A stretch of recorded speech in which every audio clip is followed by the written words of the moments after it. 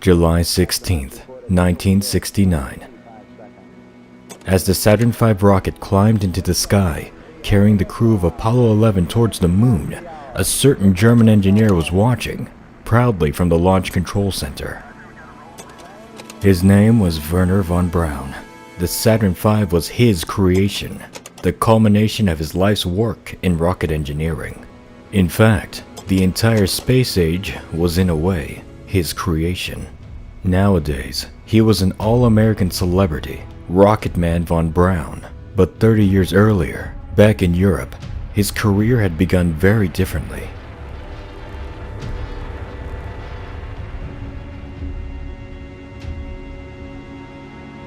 Throughout the ages, people have gazed up at the stars and wondered, what's it like out there? But from the beginning of time to the dawn of the 20th century, nobody really had a feasible idea about how to get up there and find out. Then came the idea of riding rockets. Often inspired by science fiction, people around the world calculated and theorized, was it possible to ride a rocket into space? Rockets were nothing new. They had been around as weapons for centuries.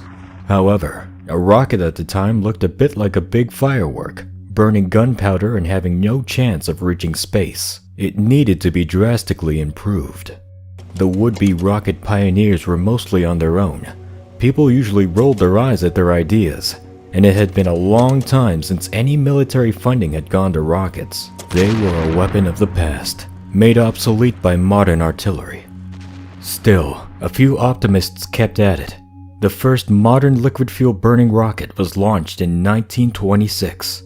However, it barely rose above the trees, and in 42 years, one would carry people to the moon. Something special was going to have to happen to make that leap in technology possible. That thing, turns out, was German engineering, combined with good old human tribalism. In the early 1930s, rockets and space travel was more popular in Germany than anywhere else, mostly because of a smash hit sci-fi movie. Von Braun was a physics student in Berlin at the time, specializing in rocketry.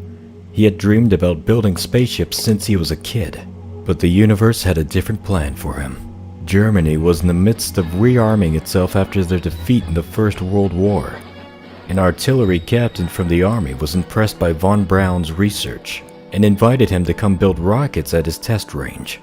The young engineer had no interest in artillery, but realized that this might be his chance to get his research off the ground, literally.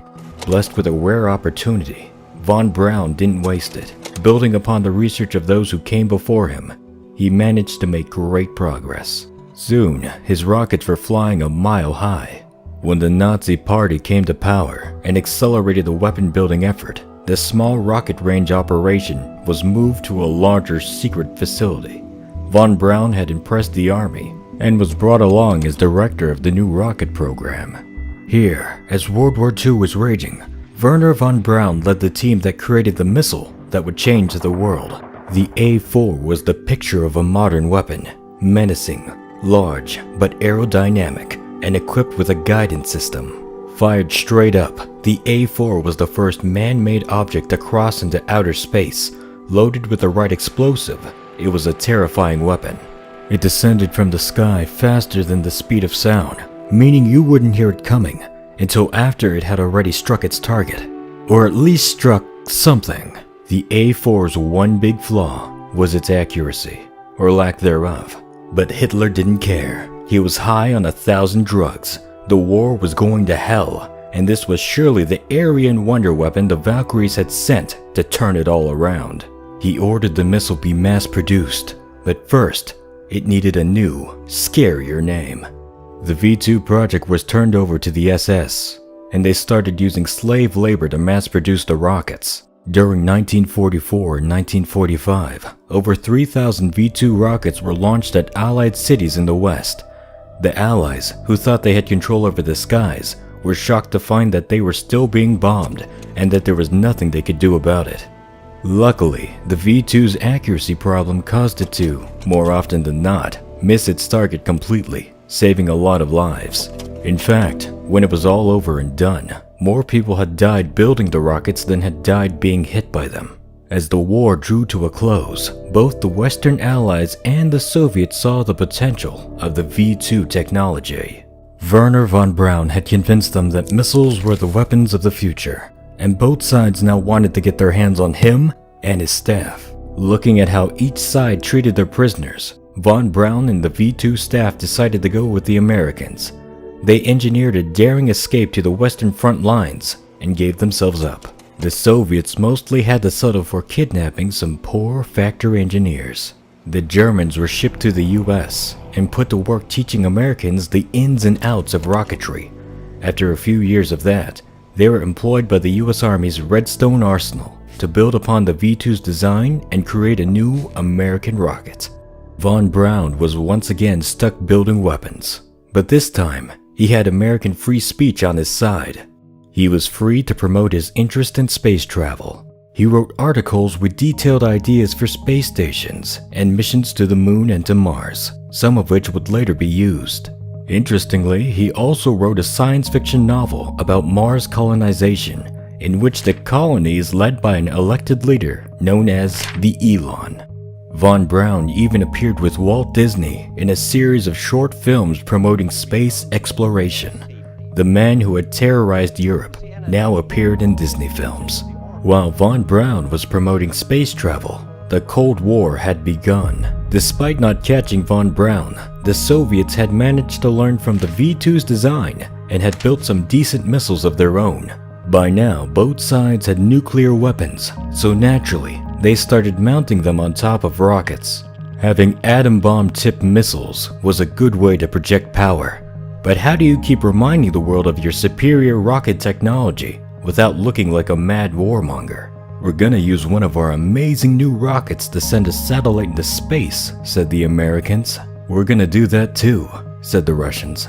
And so, Wernher von Braun had accidentally started a race into space. Not that he minded.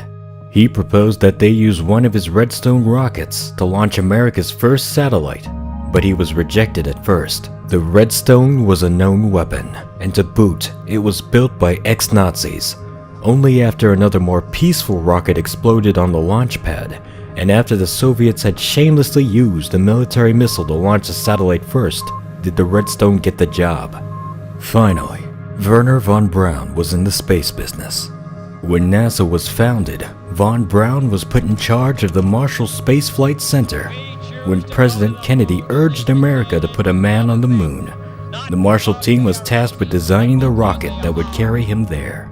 So while the Redstone was used to launch the first 2 American astronauts into space, Wernher von Braun led the development of the rocket that would become the Saturn V, leading us 9 years later to the launch of Apollo 11. When Neil Armstrong and Buzz Aldrin touched down on the moon 4 days after launch, von Braun had fulfilled a lifelong dream. However, he wasn't finished. He wanted to push on to Mars. He had plans for an even more powerful rocket and insisted that a landing could be made by the early 1980s. However, public support for the space program was waning. After all, they had shown the Russians who was boss. NASA's ambitions had to be dialed down a lot. Frustrated, von Braun resigned from NASA. A couple of years later, he was diagnosed with kidney cancer and died soon after.